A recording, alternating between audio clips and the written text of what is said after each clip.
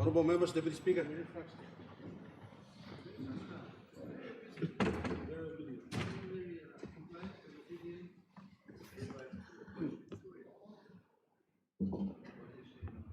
Honourable members, we do not have quorum. I therefore suspend Parliament to the further reading of the bill.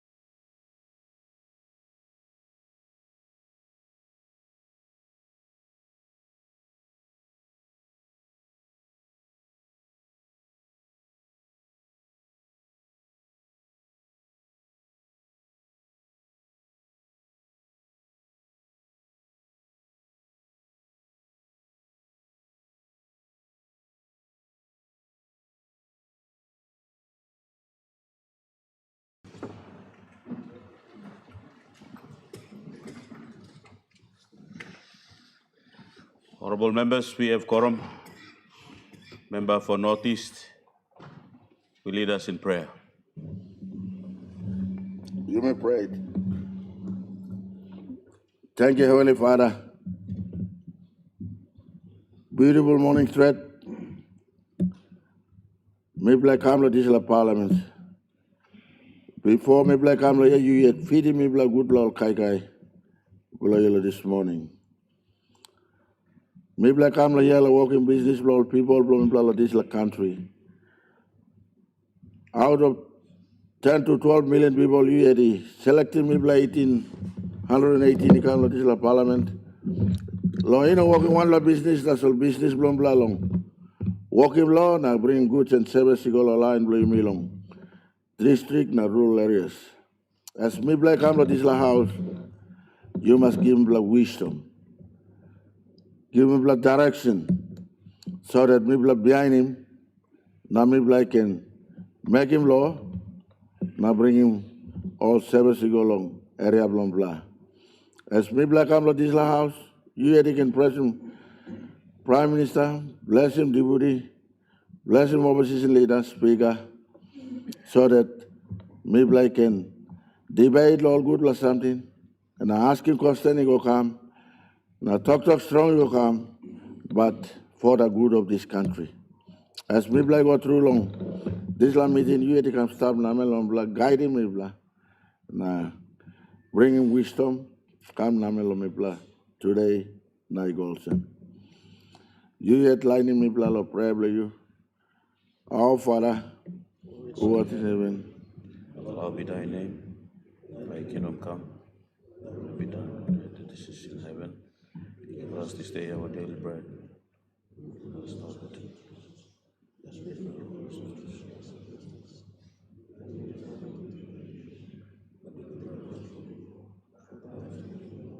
power and glory, forever and ever. Amen.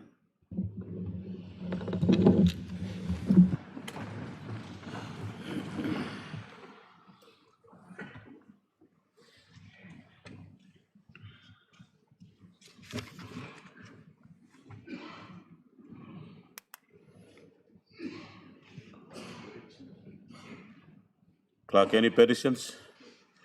Notices? Honorable members, we will have 45 minutes question time. Before I open the floor for a question time, let me, from the chair, like to inform all members that we only have 45 minutes in asking questions. So any of you that are given privilege to ask question, please, if you have a background to your question, you make the background of the question be short so that you get to the point.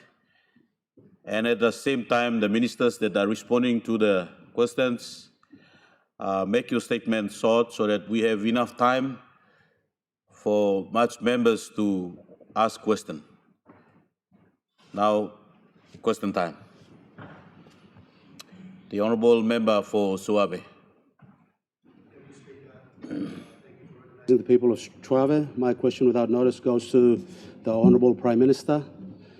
Deputy Speaker, recently I've called for the Prime Minister to publicly publish the expenditure reports on how the historic 28 billion kina 2025 budget has been disbursed. Now, Mr. Deputy Speaker, every time we come into Parliament, the Prime Minister proudly states that the Marape government is an equitable government in giving DSIP and PSIP to all districts and provinces fairly. Now, all honourable members, through you, Mr. Deputy Speaker, must be aware that DSIP and PSIP appropriation for 2025 only takes up 5.2% of the total 28 billion kina budget. 1.6 billion under the Connect PNG Act 2021 comprises 1.6 billion kina of the 2025 historic budget. Now, for Suave, Mr. Deputy Speaker, we haven't received full DSIP appropriation. We haven't received any funding under Connect PNG. Now, from my calculations, if we're talking about equity, which is fairness and respect for all districts and provinces throughout the country, each district should have received at least 15 million kina in road funding, Mr. Deputy Speaker. So my question to the Honourable Prime Minister is, when is he going to publish the expenditure reports to clearly demonstrate to the people of Papua New Guinea, through their elected representatives on the floor of Parliament, how much the districts received from the full 28 billion kina 2025 historic budget, Mr. Speaker? I want the exact date of when these reports will be made public. Thank you, Deputy Speaker. The Honourable Prime Minister. All right, thank you, Mr. Deputy Speaker.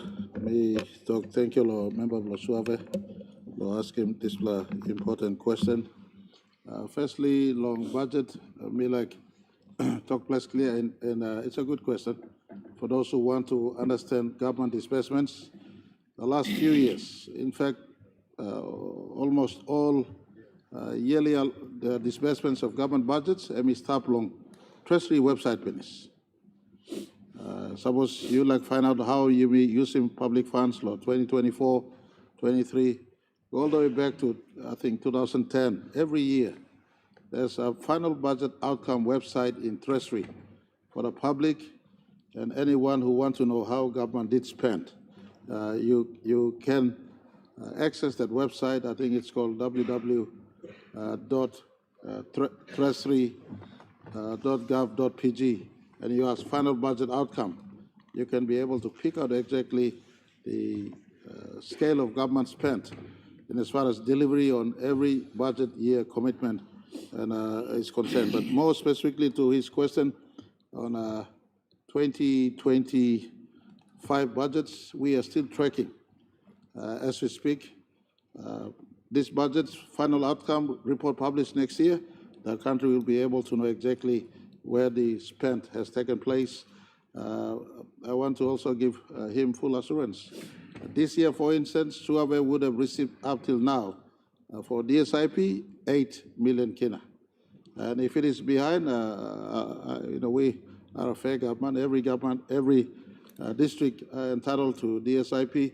In fact, something we are proposing on this side. For next year, we make relevant constitutional amendments to make sure there's a minimum allocation to all districts and provinces in as far as service funds are concerned, so that it is not up to discretion of the Treasury or the government of the day, but there must be a minimum allocation benchmark for all districts and all provinces in our country. That's something we want to do for next year. But for this year, Suave district is rest assured. Just like last year, I would have assumed full 10 million DSIP would have been transferred. I lived as finance minister under the previous administration where never did we fully send all DSIP to any district at any one time in the past. But last year, Suave would have received full 10 million as much as Tari would have received. I stand to be corrected. If I'm wrong, then I'll correct myself. But my records tell me last year 10 million. This year, we are tracking on average at 80% transfer to the services, to the districts and to the province as far as services improvement program fund is concerned. So if Tari is receiving 8 million around this time of the year and Suave receiving 8 million around this time of the year, I don't know what is a better description of fairness.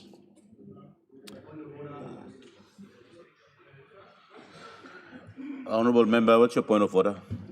This boils to the crux of my question, Deputy Speaker. I understand that DSIP is only one component of the total 28 billion kina budget. We have 39 ministers in cabinet. Each have received an appropriation to run government programs, and we have not seen any minister providing budget support to districts for these programs that they're meant to run. Hence why we're asking for a detailed publicly publish the expenditure report so that we can know what companies received funding through the Connect PNG program when districts are receiving 8 million and 10 million, and we've got companies receiving over 50, 100, 200 million kina in funding. There is no equity in this, Mr. Deputy Speaker. Honourable Member, your point of order is in order, but I think the Prime Minister is responding on that, so I'll allow the Prime Minister to conclude on the reply. Prime Minister. Mr. Deputy Speaker, me clear some member of Suave very anxious look sim answer. If it cares to allow me to complete, maybe the full answer was still coming out, but sometimes interjections are good, but sometimes it pays to be patient in life and allow the full answers to come out. Patience will get you a long way, not impatience. Mr. Deputy Speaker, me like Togol Sam, Dr. Logan Long, a full report. Whether it's Connect PNG, by the way, Connect PNG independent audit. If it is not Deloitte, then someone, one of the big audit firms, is now having a full look into the Connect PNG program. There were questions from the other side claiming one company got 700 million kina. False. 700 million kina is the entire budget of Connect PNG for 1 year, for goodness sake. And on record, no one company picked up 700 million kina total from Connect PNG allocations. So sometimes to the listening public, to those who care to listen to lies permeated in the public space, look, record good na talk. Record and public, transparent. The opposition, I beg your pardon, the member for Suava is very much welcome to go into Works Department and ask for the records. It's there for public to see. It's there for public to see. Just go into Works Department and Works Minister, receive him as your guest and go through all the list. There's nothing secret in that place. If something is wrong out there, James Marape, is the first person to stand up in defense of wrong that takes place in our country. That's the reason why I left the previous government in 2019. And I want to say, in the name of fairness, national government runs program. Next year, when final budget outcome, this year we are still running. It's tracking to December 31st, 2025. When December 31st, 2025 is complete, this question is maybe more relevant in the first parliament sitting of next year. But for the benefit of the member for Suave, which is a fair question, he wants to know where the disbursement is taking place. Through this question, I think this is a second sort of question in this same line of thought. I asked the finance minister who's sitting inside, finance secretary, it is only fair that you get the full publication out for the country to know where the disbursements are happening in sector by sector, department by department, and district and provinces. And only when it comes out to the people of Suave, every district is receiving 10 million as we received last year and previous year. For this year, again, under DSIP label, every district is receiving similar amount of money. To the people of Suave, Tari has received this year 8 million so far. My own district, Suave district, has received this year 8 million so far. And so Tari hold me to account, Suave hold your member to account for the work we're doing. I want to say to other roads, to the people of Suave, Faniufa, Siana LLG, my good governor and my good member, we plan on forgetting me. We're going to have kiss him 5 million or 10 million or legally work. 3 years ago, we started the Faniufa, Ungai, Faniufa, Siana Road. Come to Elimbari, Nabakamadlo, Suave as an alternate bypass. There has been program also in the ADB to address this important bypass. Should anything happen at Daulo, that bypass should allow travel from Isnaras into Suave into Upper Highland. So just because you're the opposite side doesn't mean I don't love Suave people. They're my people as much as they're your people. I'm the Prime Minister as much as you are the member. So to the best of whatever fund is available, we will try to make sure people of Siane and that part of our country also does get saved. So, but remember, you have a right to ask these questions and ask with the context of national progress and not national sabotage. The Honourable Member for Talasia. Speaker, my question without notice directed to the Minister for Civil Aviation. In 1st of May this year, there was a launching of the Carib 2 program by NIC and the National Asian Development Bank for the redevelopment of the Hoskins Airport at a cost of 51 million. Mr. Speaker, I want to acknowledge the Prime Minister and the Minister for Civil Aviation and the development partners for recognizing Hoskins as a priority for redevelopment. Western Britain is one of the major economic contributors to the national economy in terms of oil palm, cocoa, copra, and agriculture activities. The upgrading of the terminal is long overdue, and I express my appreciation for the proposed development that is currently taking place.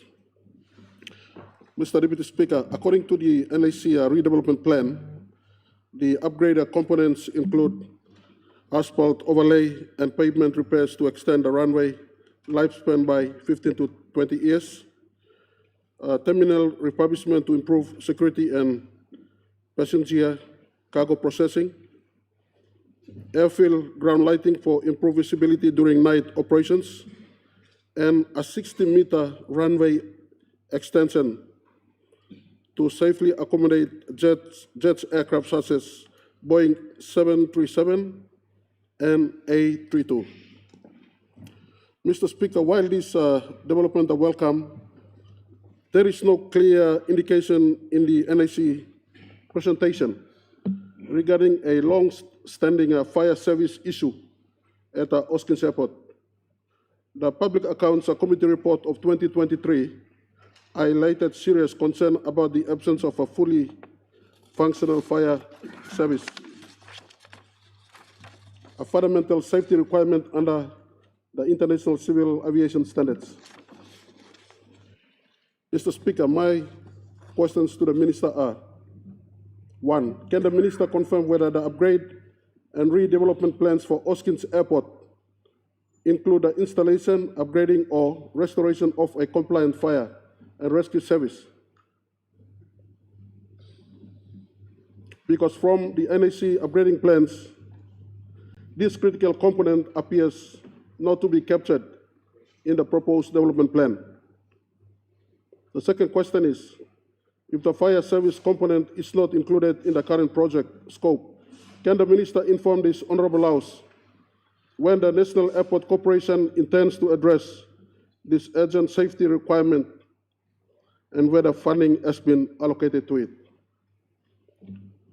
Question number 3, can the Minister further assure the people of West New Britain Province that Hoskins Airport will be upgraded to meet full international aviation safety compliance, including fire category standards, before the project is completed? Thank you, Mr. Speaker. Minister for Civil Aviation.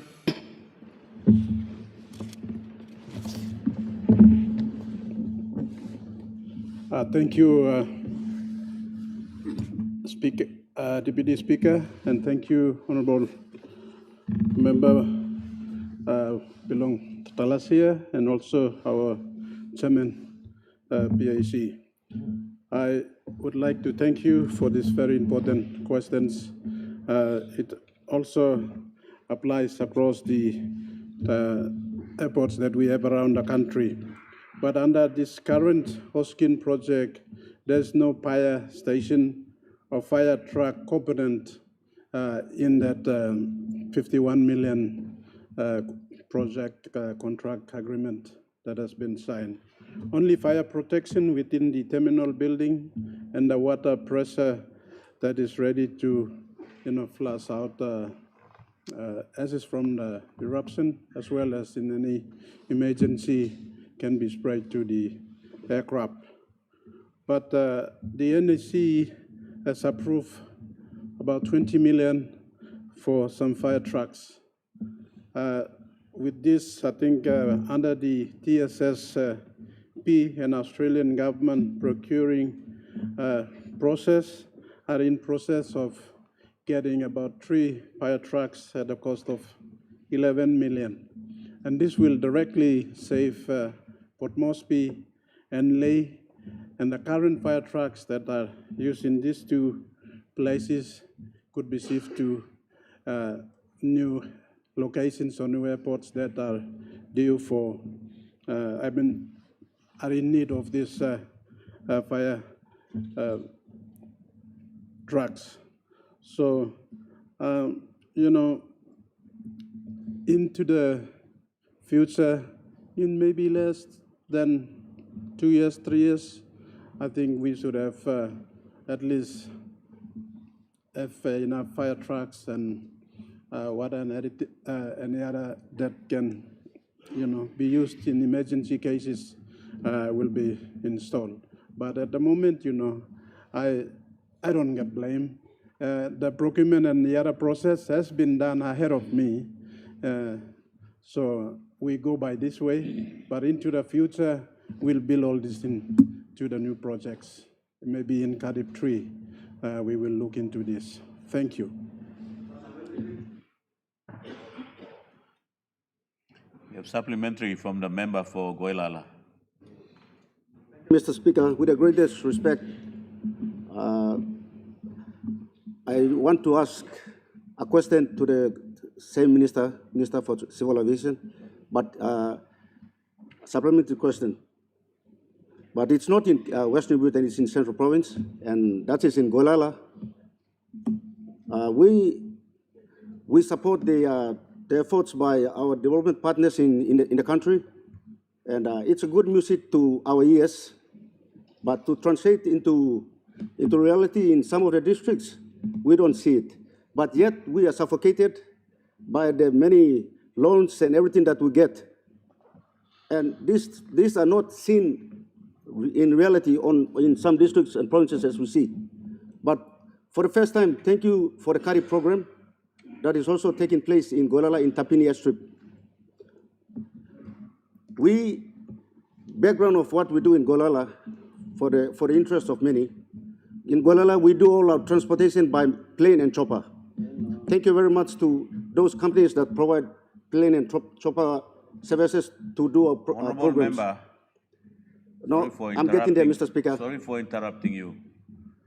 If you will be asking a question on supplementary, it must be a supplementary question related to what the honorable member of Thalasia have raised on the airport of Hoskins. And that supplementary must be about airport in Hoskins. If you will take it to your airstrip in Goilala, that is a new question altogether. Thank you, I'm Mr. just Speaker. reminding you, don't use supplementary to ask new questions. I already given you the floor, so I'll allow you to complete your question to the minister. Thank you, Deputy Speaker, for the leave to give to continue my question. We do everything by chopper and company, and we want to thank those service providers that help us to do those. It's a very costly exercise. And at the moment, those companies are third-level airlines, and their chopper companies, most of them are owned by locals. They cannot sustain. So that frustrates or impresses or puts pressure on our people, whether us as DDAs or people or companies that we also engage to do our work in the district. One way forward, Mr. Speaker, is the CARI program. So if in the event that that CARI program is up and running, it will leverage most of our process. And in doing so, we can have third level Dash 7s and Dash 8s going into Goilala. So that cuts our problems. Because we're having problem with our roads. We cannot get any help from anywhere. Honorable member, make your question. My question is, one in time straight. This is a CARI program here, Goilala, one plus time that's all. Government will give looks away Goilala people through that foreign assistance program. And it's under ADB. And for the first time now, thank you, government. Login this program for the first time. Underneath the ADB law program no tapini, one in time straight. Government by giving workload this a project na project but start so that by easy make it easy. Lo people blow mipla usai them stop close to straight. But yet so far, low working work blow people. Thank you too much. The Honorable Minister of Civil Aviation. Thank you, Member for Goilala. Yes, me clearly asking below you. It's my priority. Time boat, come up yet na me delay me. Boat was sworn in Friday last week, and I think in my speech, maybe these media people never put it things in there. It's my priority that Finsapen, Goilala, and we work should be done before end of this month. Now, yesterday I talked to chairman that it must be done before this month. So, brother, me man blow work. But brother, me winning you. Because Jimmy and Molkata strips and they're operating. Nah, network am operating. Let's concentrate on our electorate. Nah, you mean again, number. So all by working, tender and everything am completed. It's just that all by finishing now, giving me blah sign and by go. But this blah process, and me long blah process likely. Now look at 3 and me blah cut him NAC by sim or less strips on board now. Put him lo tender now this blah me blah lose him. Give us 50 or 100 million straight to RAA so that they can implement an ADB and the NAC technical people only visit the airports that are in the priority list now, all working supervision task. And this way we go much faster than you may go through lot tendering now all this plan. So you by looking maybe before end of the month, me like him, we will come number 1, na Guaylala Pinsapen, Tubla 2A na 2B. Thank you. The Honorable Opposition Leader. Thank you, Deputy Speaker. Me sanaplo attracting attention lo you lo come lo this side to salam right you can see me finish. Thank you very much, Mr. Speaker, Deputy Speaker. Sorry. Question lo me by go Prime Minister. Good Prime Minister. Prime Minister.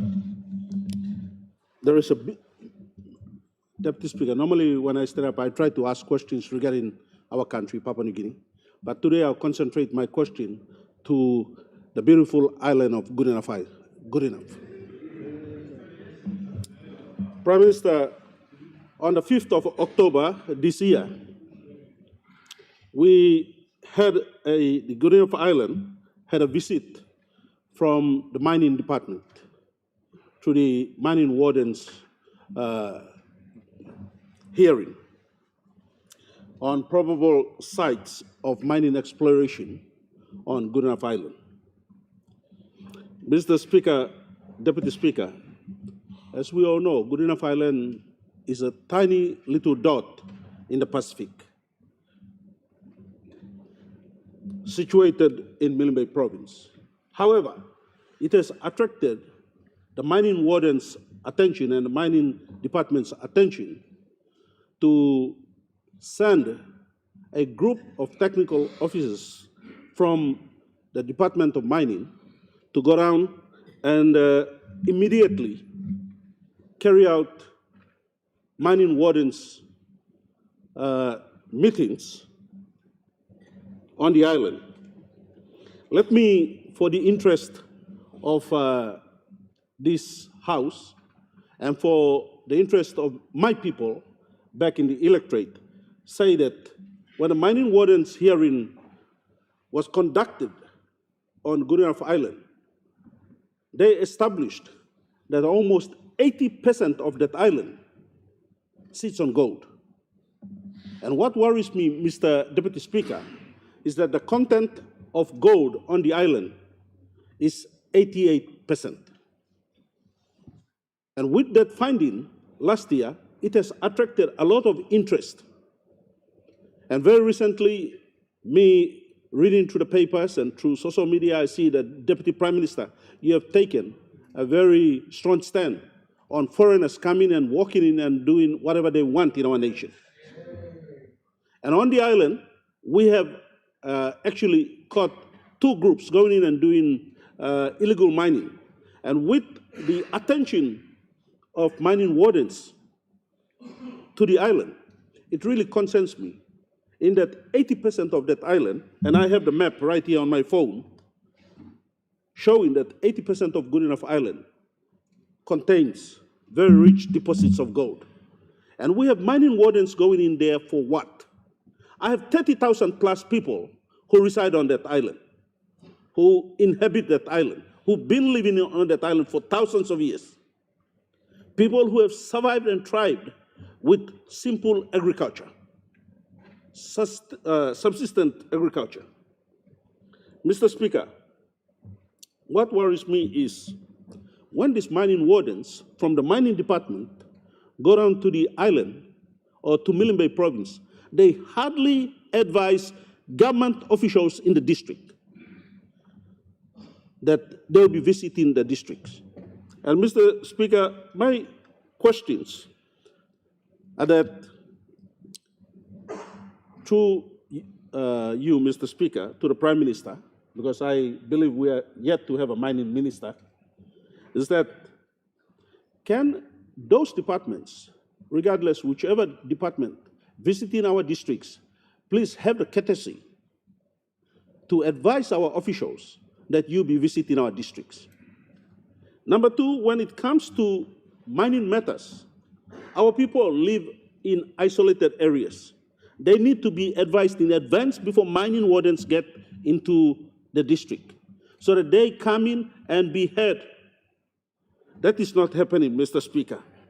When can the mining department use their common sense and begin to advise our officials on the ground and landowners before they get to the districts?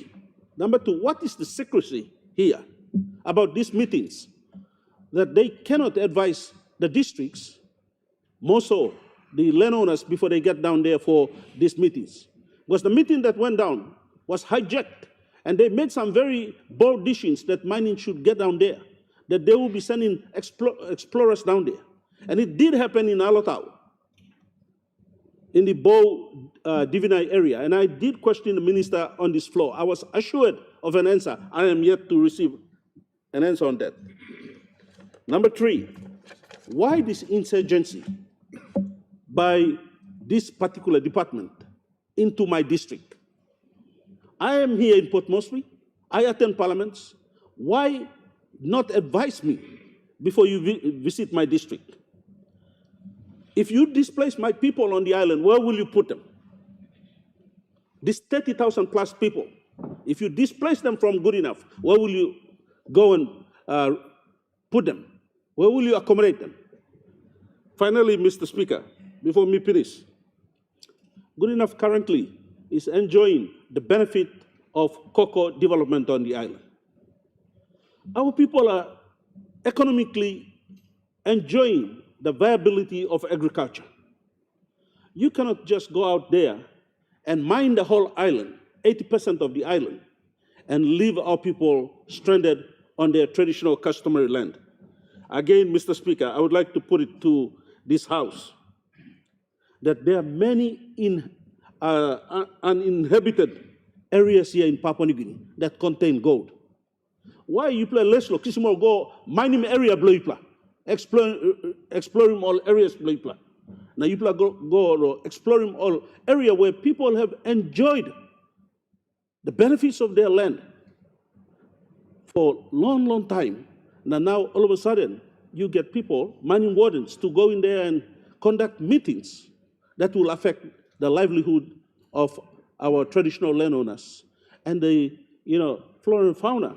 There are beautiful rivers there that will be destroyed.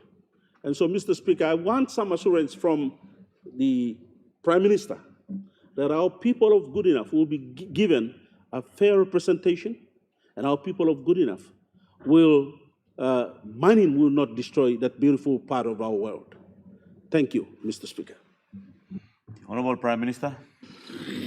All right, thank you, Deputy Speaker. Me talk thank you along the opposition leader, member of Bloc Kiriwina good enough for asking this series of questions, more so pertaining to the conduct of certain officials from mining department. I want to indicate that I have no visibility into that visit from mining department to the Good Enough Island, but the assurance to a good member for Kiriwina Good Enough and opposition leader, and any one of us for that matter, mining department or any government agencies must operate within the prescription of law.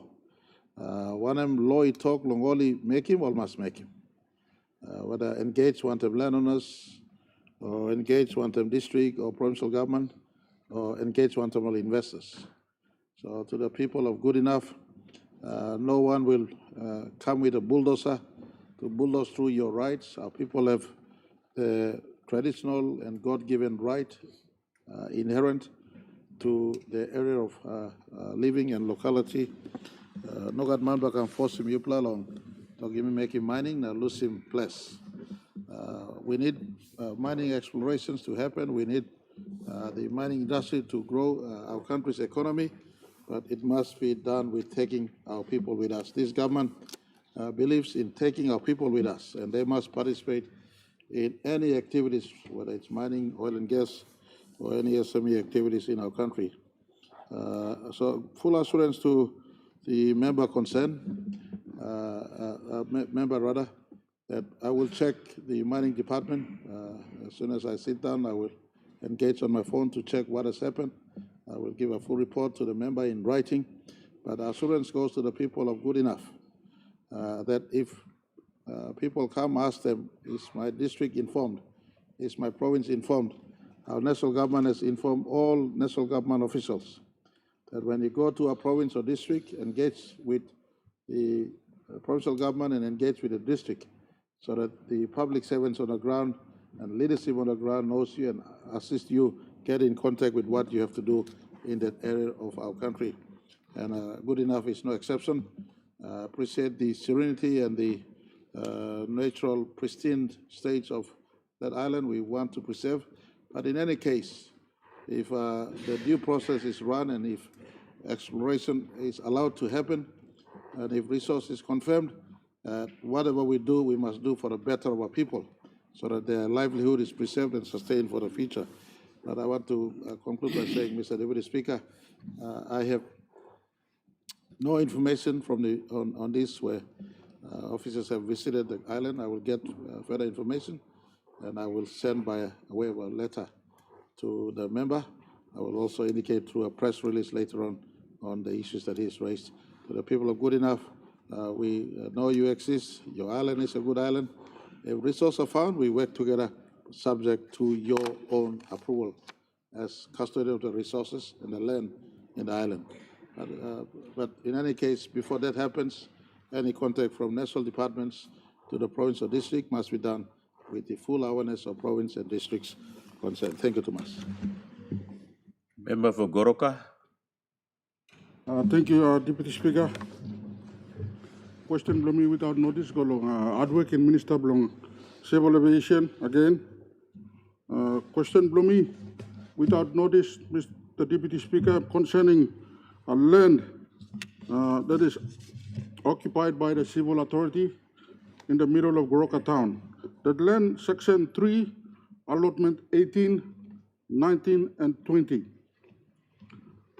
Mr. Deputy Speaker, as you know, Goroka town and Bibla ground Blumibla airport Kisim. And civil aviation also occupies the land that is surrounding the airport.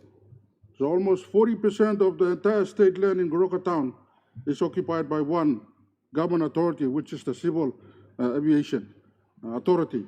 So question below me, Mr. Deputy Speaker, this is the ground when me to talk land, Mr.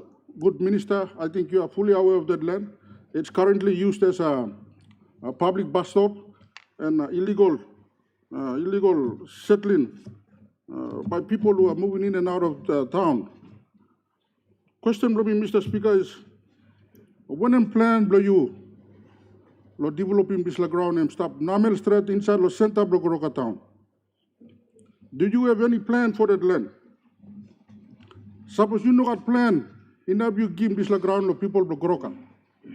So me can walk in line with them town expansion plan below me na developing this ground. It's been sitting there for a long time now. There are question below me, Mr. Speaker, and when I'm planning below you to long Goroka Airport. Last time we've been asking former minister and I'm talking to him, airport and extend him. Is that captured in your plan going forward? And also, do you also plan to relocate the Goroka Airport because currently the town cannot expand because airport am stop Namel Street lo town give me the problem expansion. Thank you, Deputy Speaker. The Honourable Minister. Me talk thank you long honorable member blog rock and thank you long good last him. Me aram story lo ground na me talking more line lo walk long end. Honorable Minister, we have a point of order. Honorable member for Tewa CSC, what's your point of order? Thank you, Mr. Deputy Speaker. Me just like clear him here past time. Maybe start the Minister of Housing, planted properties on the ground in some aerodrome areas, and owned by National Housing Corporation. At the moment, I understand that there's a court between NAC and National Housing Corporation regarding so. Question 1, meeting MB by subject law court is stopped. If Minister can respond to question 2, it's in the court. Thank you. Honorable member, let me make a ruling on the point of order made by the member for Tewa CSC. Honorable Minister, let me get clarification from the clerk.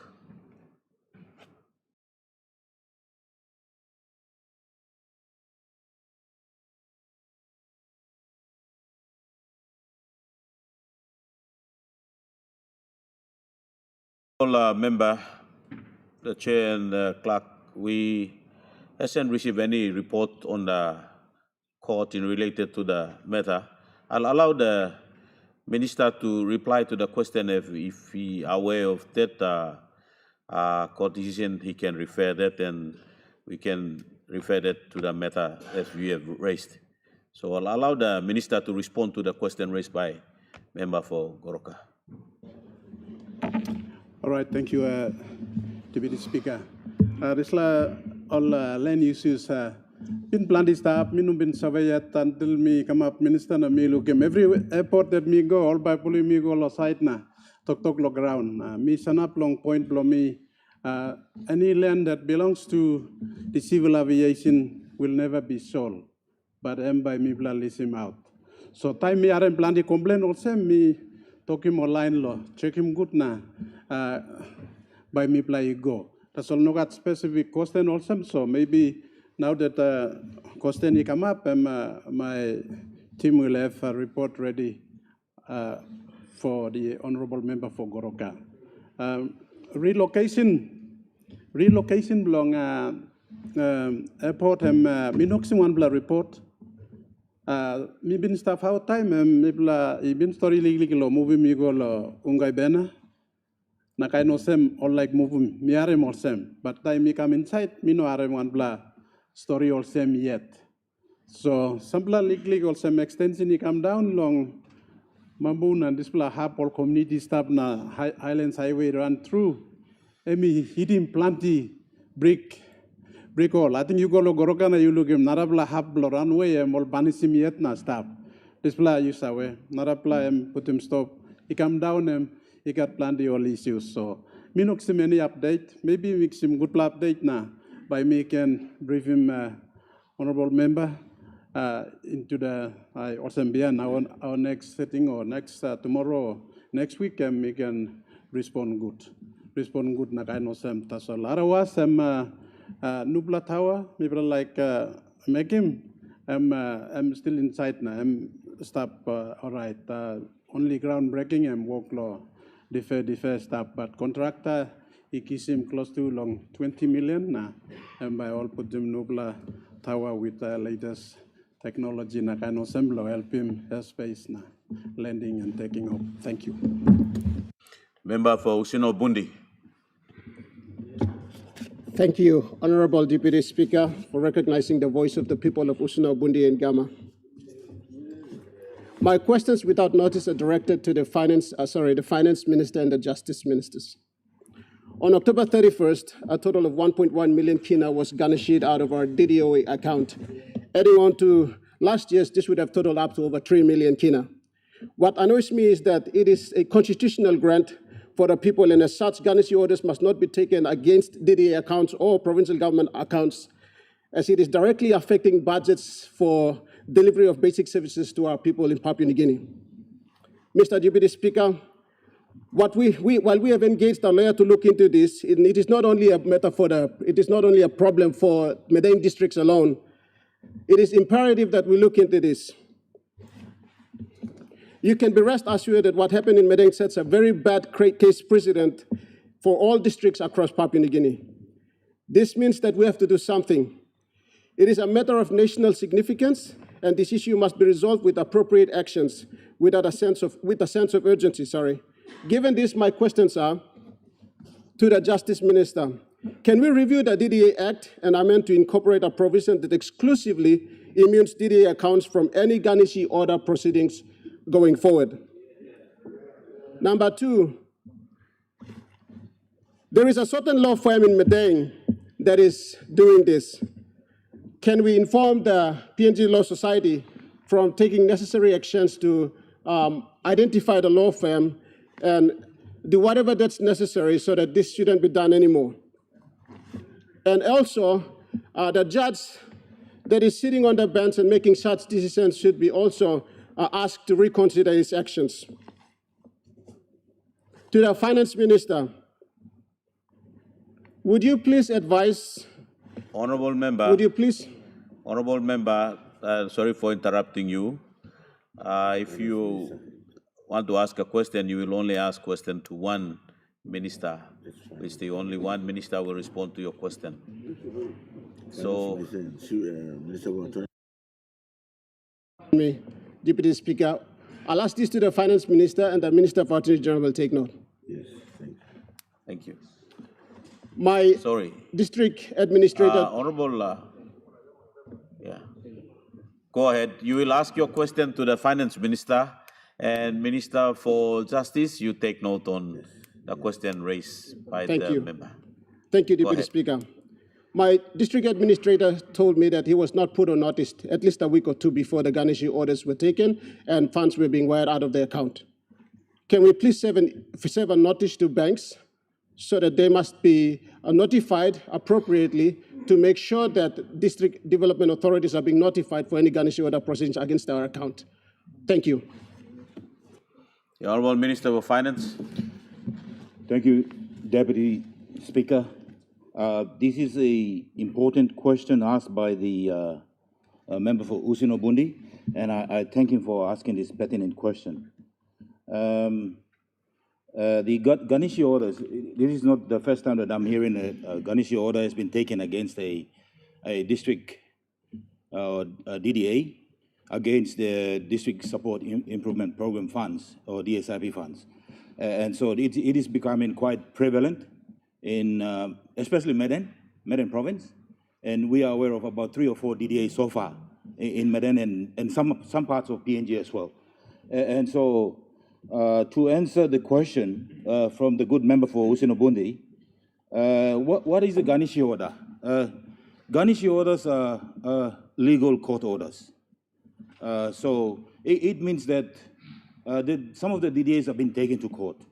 Whether the DDAs are aware of these court orders or not aware of that, that is the essence of this question that comes from the good member.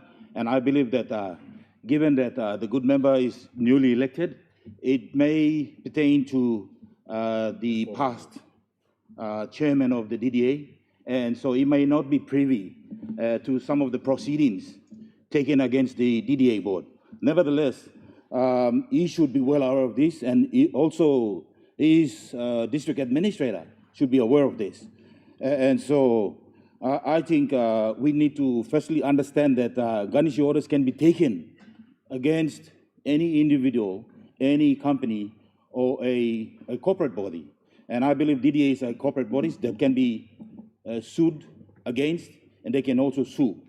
And so that is how the garnishee order works in our country. Under the Income Taxation Act, as well as the Civil Proceedings Act, or Procedures Act, if my memory serves me right. But this is serious. These are public funds belonging to the people of Usino-Bundi, and they should rightfully go to the purpose that it's intended for, and that is to provide service and development in Usino-Bundi.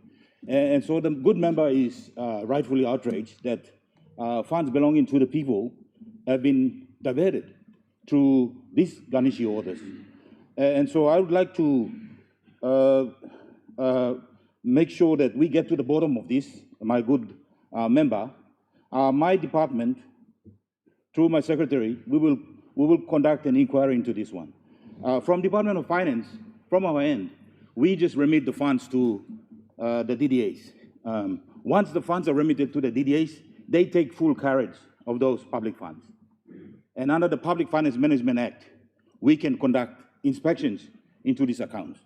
And so with the issue of funds legally or illegally remitted or removed without the knowledge of the DDA raises a lot of concerns, and we will be writing to the banks.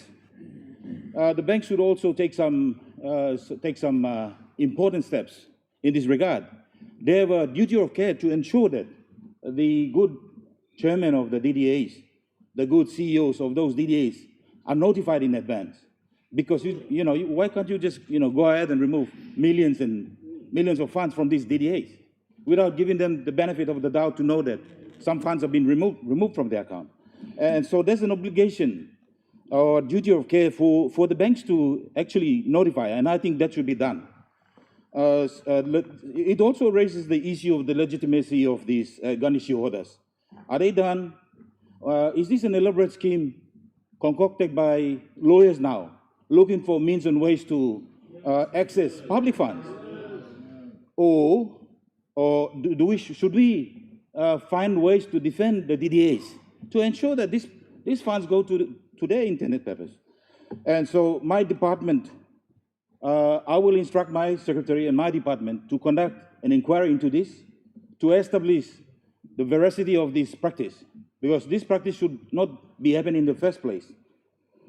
I think the practical approach, Mr. Deputy Speaker, is to look for this House to look at the possibility of amending the DDA Act to insulate public funds appropriated to DDAs so that they are not subject to the willy-nilly actions of law firms, removing monies without the knowledge of DDAs.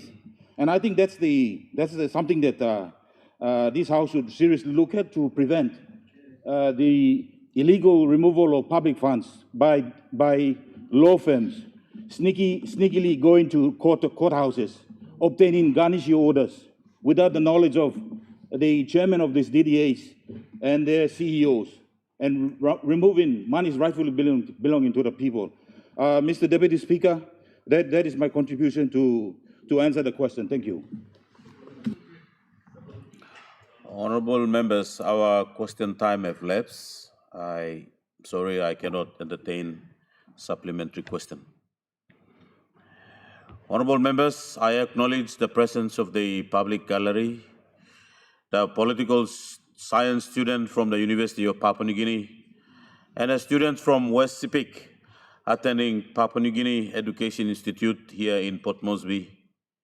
On behalf of the Parliament, I extend to them a warm welcome to Parliament.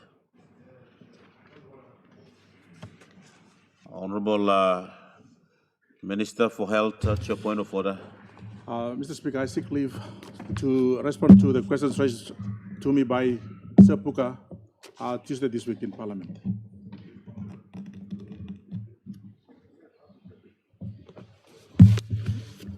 Honorable Minister, you can seek a leave from me. You cannot raise that as a point of order.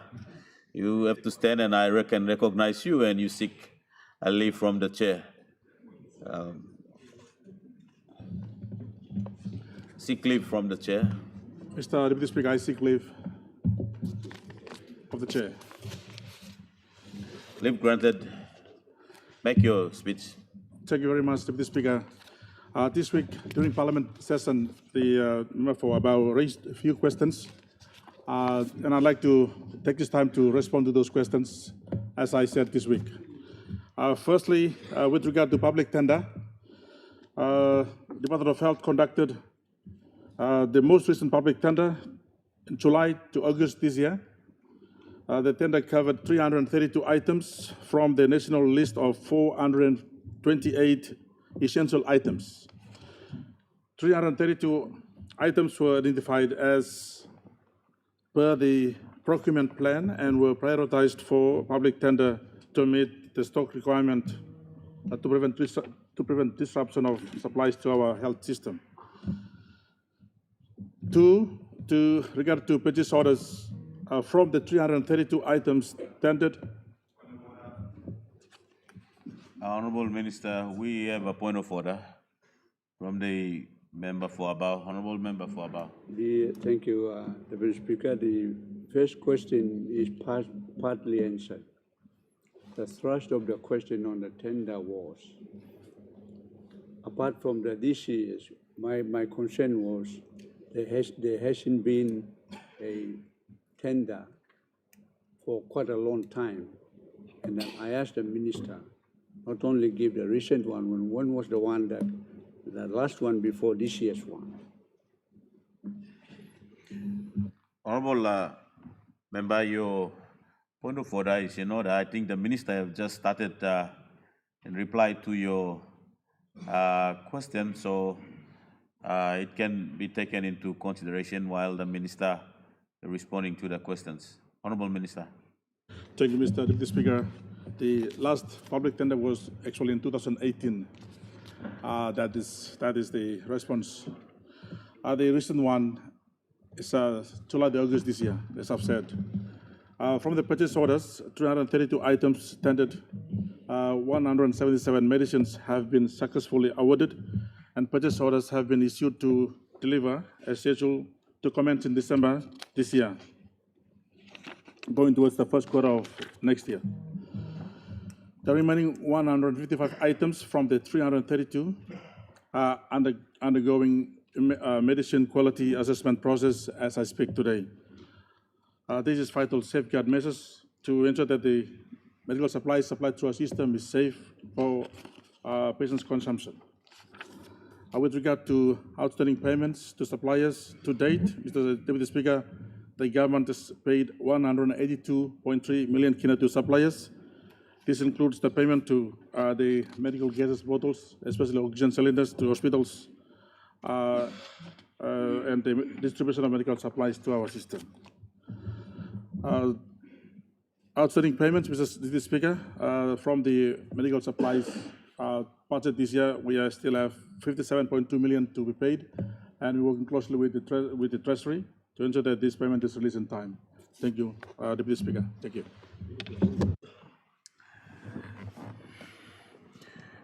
Papers, Minister for Justice and Attorney General.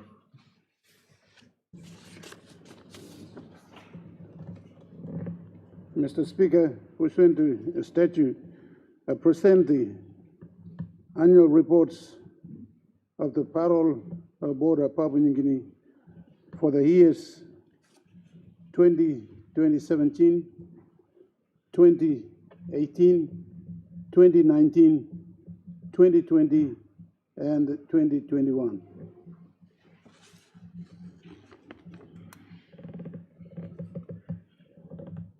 Mr. Speaker, I ask the Leader of the Parliament to make a statement in connection with the reports.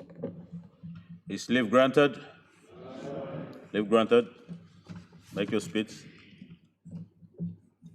Thank you, Mr. Speaker. Mr. Speaker, members of this Honourable House, it is with great pleasure that I present to this House, Honourable House, the outstanding Parole Service annual reports for the years 2017, 2018, 2019, 2020, and 2021. Presentation of these annual reports, this Honourable House, is consistent with the mandatory requirement under Section 19 of the Parole Act 1991. Mr. Speaker, the idea of outstanding parole system as a mechanism to address the treatment of the prisoners released on parole and provide for social rehabilitation and reintegration of the offenders was first initiated by then Minister for Justice through a policy recommendation. This policy recommendation resulted in the enactment of the Parole Act in Parliament in 1991. The Parole Act is basically allows for prisoners to be released from prison on parole through a detailed prison inquiry report. A report is then presented before the parole board, who is entrusted with the power under the Act to ascertain whether or not prisoner or prisoners are suitable for release. The board also is set as a release of license committee for Section 615 of the Criminal Code and deliberates on applications for release on license and parole supervision. The parole supervision regards from 5 years and beyond, depending on the eligibility, calculation of date. Mr. Speaker, over the years, parole service has seen as an increase in government financial support for administrative and operational functions. The support does not, however, fully cater for the implementation of the core functions of managing, rehabilitating, and reintegrating prisoners back into our communities as productive citizens. As after care of prisoners is still a gray area in both the parole and probation services that also require our level of policy and financial support and assistance.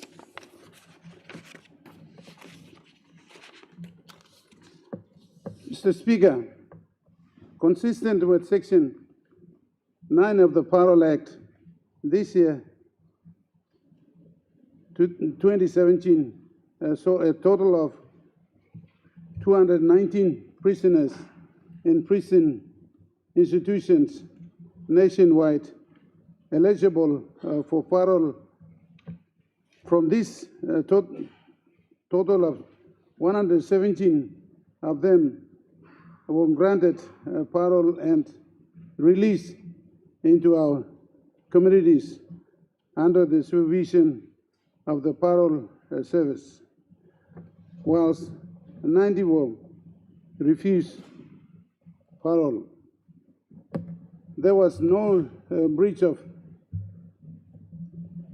reported for the year, which means those released complied with the conditions set by the parole board. The year also saw a constructive of offenders applying for parole from Bomana being the highest, followed by the Chimbu, Mount Hagen, and then Caravet in Robal, Lakimata in Kimbe, and Vanimo. Mr. Speaker, the 2018 report saw, amongst other achievements, the review and amendment of the Parole Act 2019. The amendment included the increase of the parole eligibility term from 1/3 to half of the head sentence requirements.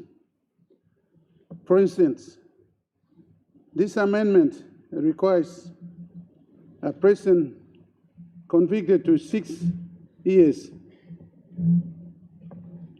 imprisonment to serve 3 years imprisonment before he can be eligible for parole. Previously, he could have served only 2 years in prison and he is eligible for parole. This amendment was done as a deterrence measure on offenders. The amendment also catered for breaches to be applied in instances of non-compliance to conditions set in the release orders. This means that where a prisoner released and supervised on license orders breaches one or more conditions of these release orders, probation and parole offenders have the power to institute a breach complaint, which potentially results in offenders being sent back to prison to serve his full term. Breaches were never part of the previous legislative framework until the changes in 2018. Mr. Speaker, the 2029 annual report recorded the implementation of the amendment to the Parole Act. Implementation included awareness to the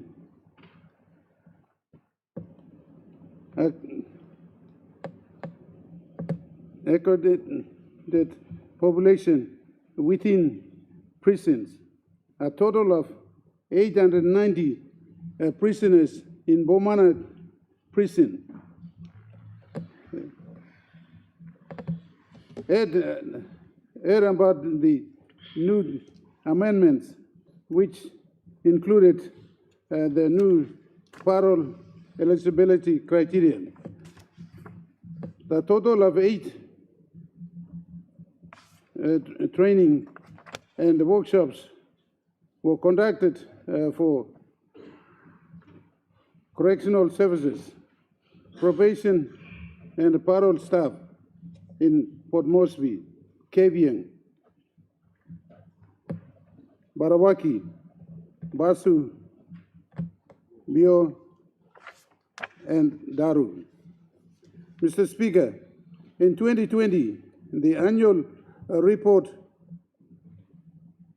documented the establishment of a new parole board under the 2018 amendments. The new board under the new chairman took parole service responsibilities seriously for the first time since the enactment of the Parole Act in 1991. The new board introduced a new parole eligibility processing system. The new system requires the parole board to have face-to-face interviews with the offender and his family. The victim and his family leaders of the communities were aware.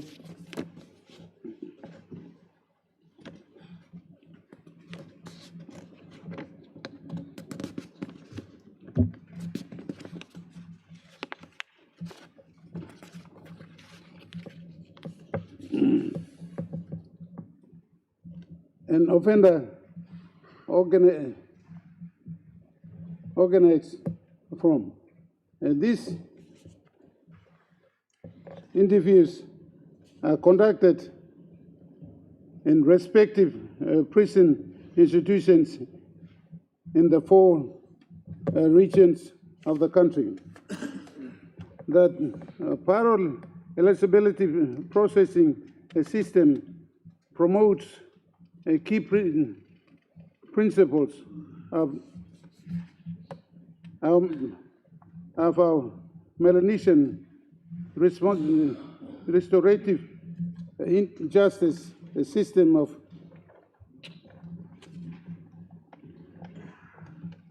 correction on the part of the offender, forgiveness on the part of the victims and his family, and healing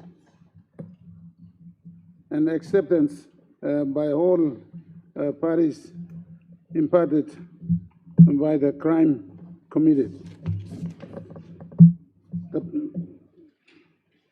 The processing system has proven to be effective in reducing the number offender and breaches, promotes harmonious relations between the offender and the victims' families, and created a safe space for actual remorse and healing to occur.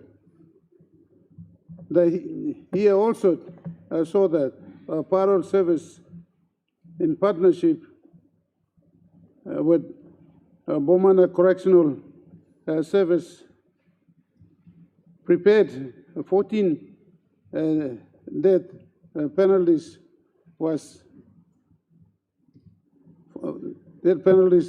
files, and which was submitted to the Power of Mercy Committee. The outcome saw 13 prisoners with a death sentence granted life imprisonment, except for one. Mr. Speaker, 2021 annual report captured the success of the parole eligibility processing system of mandatory face-to-face interviews with prisoners, victims, and their relatives. The new 2021 documented combined a total of 332 prisoners before the parole board hearing on this. 295 males and 37 females, a total of 299 victims, and 33 of them were prisoners' relatives. The here reported only 2 breaches, which resulted in the parolees being sent back to prison to complete their full term. The year 2021 annual report also featured emerging trends of an increase in human rights cases. These matters were filed by the prisoners in the National Court, seeking parole from the court as a relief, enforcement of human rights breaches, and compelling the parole board to hear the application. The parole board maintains that parole is an administrative system managed by the Parole Service of Papua New Guinea under the Department of Justice and Attorney General, and applicants need to use this administrative process only.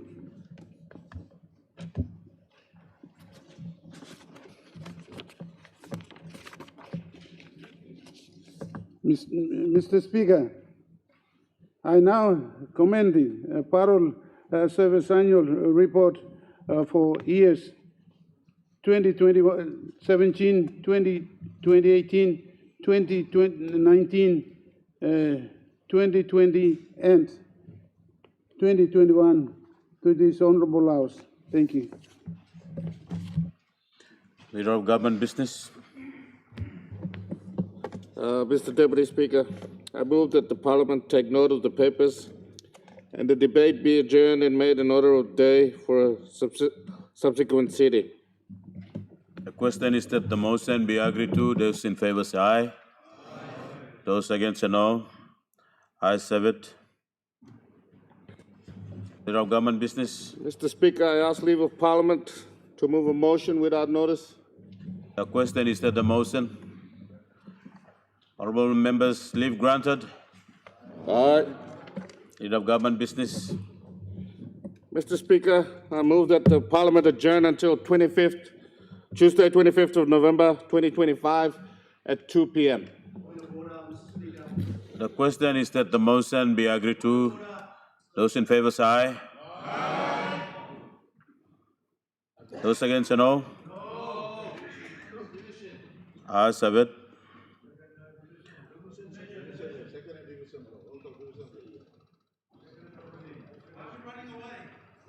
Honourable members, we have no with the division, and the division has been seconded.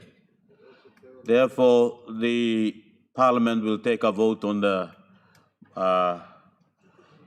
question that has been raised. No. Adjournment of the motion will be taken on vote. So, honourable members, are those in favour of the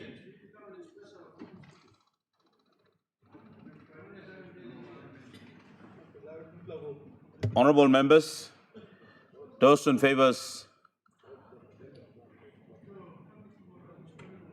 honourable members, let me get clarification from the clerk.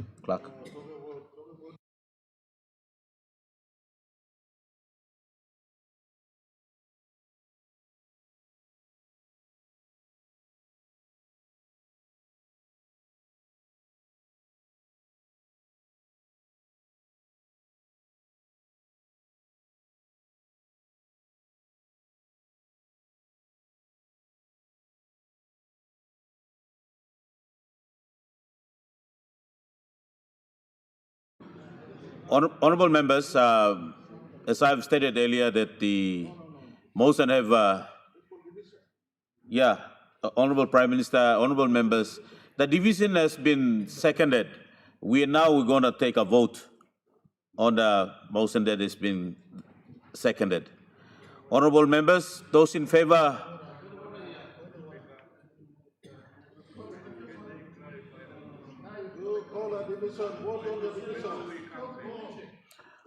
Honourable members, the motion was for the Parliament to adjourn till 2 o'clock p.m. on Tuesday. And I've asked for ayes and no, and the noes have division, and the division has been seconded, which means the Parliament will now take a vote. Honourable member, take your seat. While the Speaker is making a statement, I ask you to resume your seat. Honorable member, I've asked you to resume your seat. You know the standing order very clearly. When the chair, honorable member, it is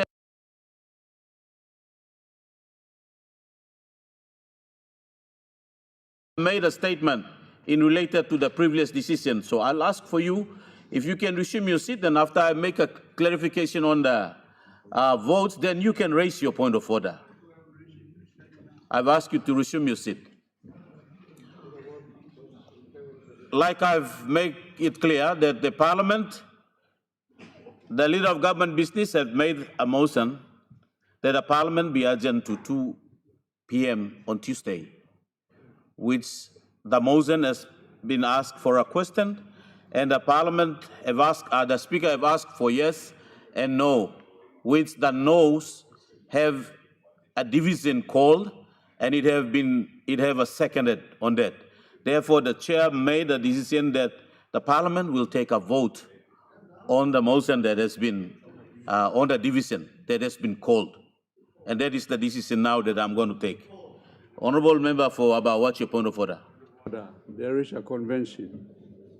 Convention is unless Parliament adjourns for 2 weeks, we can come back at 2 p.m. on the Tuesday.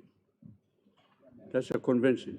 You cannot just go on 1 week and you come back on a Tuesday afternoon.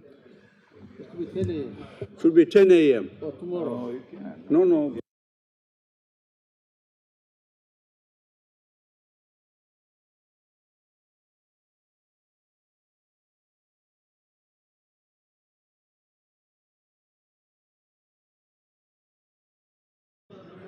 Honorable member, your point of order, in reply to your point of order, the motion that the leader of government business, the motion is on the alternation of the day and the hour of the sitting, in line with the standing order.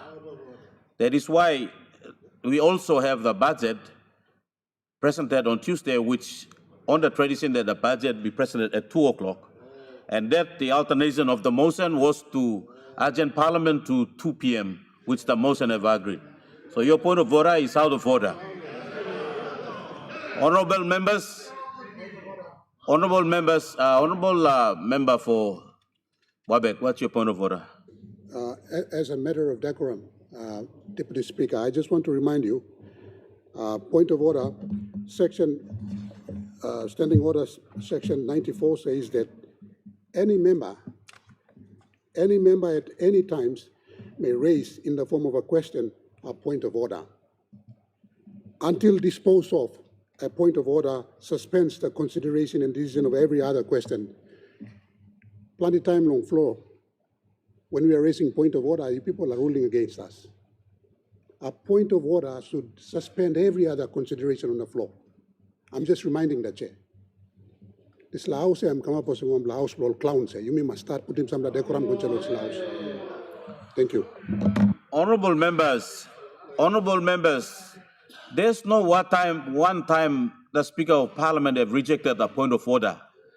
Every time when you members of Parliament call for a point of order, the question has been, the minister or whoever made the statement have been stopped to allow for a point of order. That has been entertained in every session of Parliament. So, honorable member, thank you for bringing that up. It will be noted, and as Parliament have always been practiced, as you stated very clear on the point of order, and that is always being practiced. Honorable members, we now will take vote on the division that has been raised on Parliament. Those in favor of the Parliament to be adjourned to 2 p.m. on Tuesday, please stand. Honorable member.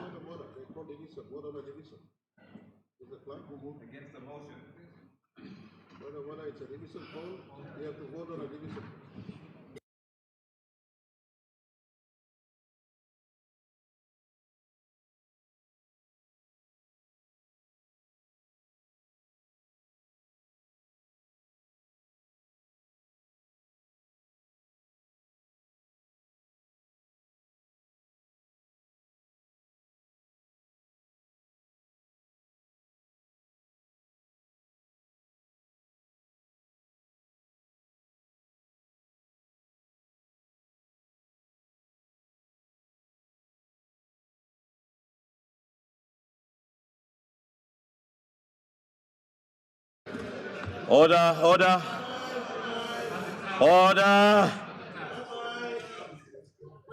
Honorable members, honorable member for Erie, what's your point of order? Speaker, I was just coming to Parliament this term. There's only been at least, I could count, about 3 or 4 occasions when grievance debate was heard. I think we should respect our people, and I'm just seeking the indulgence of Honorable, the reason why we should come back tomorrow. People are probably going to need to hear grievances of their people. Tomorrow is the right time. Not everybody in the front bench or the government are going to go and fix the budget. The treasurer is not here, he's doing his job. Honorable member, your statement is clear. I think I've already made a decision. You have already called for a division in the reason that you have said so. Your division has been seconded, and it will now be taken on the floor of Parliament.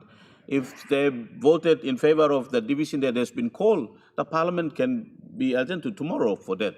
But therefore, honorable members, I now ask on the floor those in favor of the division of no.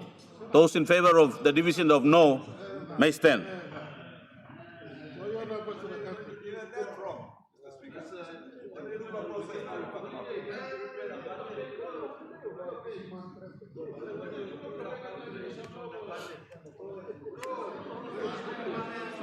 Order.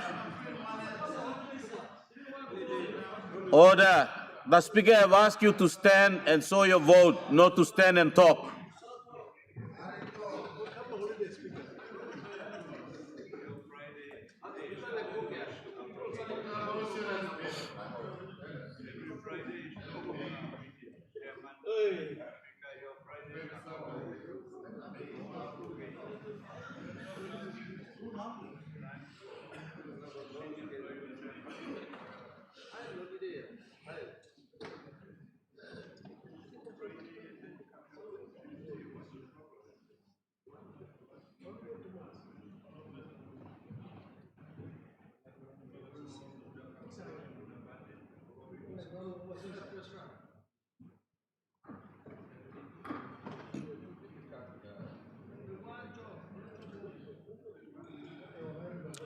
Those against the division of no stand.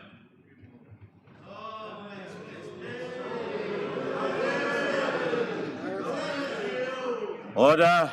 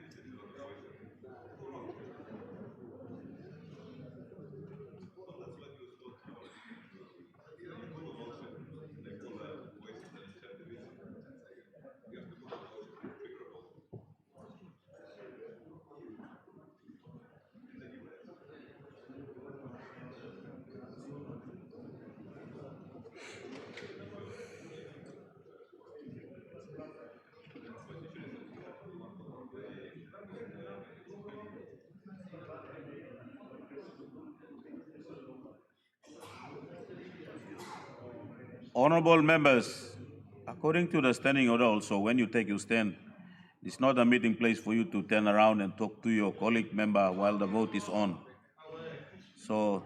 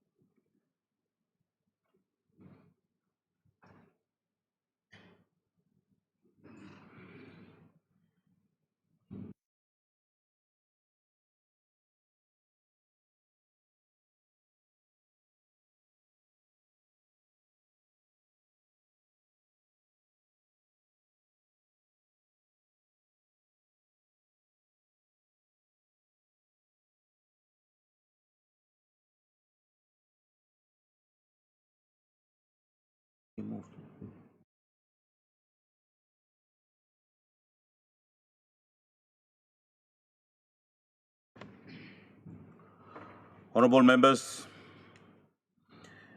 the result of the division as follows. Those in favor of the no's division is 11, and those against 51.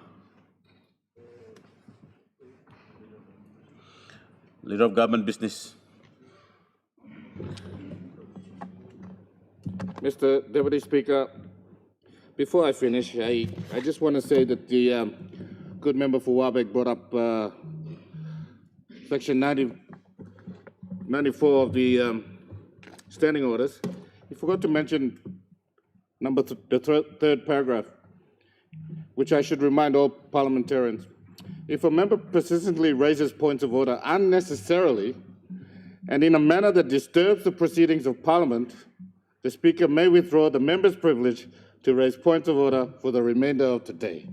So the talks out. With that, Mr. Speaker, I move that the Parliament adjourn until Tuesday, 25th of November, 2025 at 2 p.m. The question is, those in favor say aye. The question is that the motion be agreed to. Those in favor say aye. And those against say no. Ayes have it. Honourable members, I now adjourn Parliament until Tuesday, 25 at 2 o'clock p.m.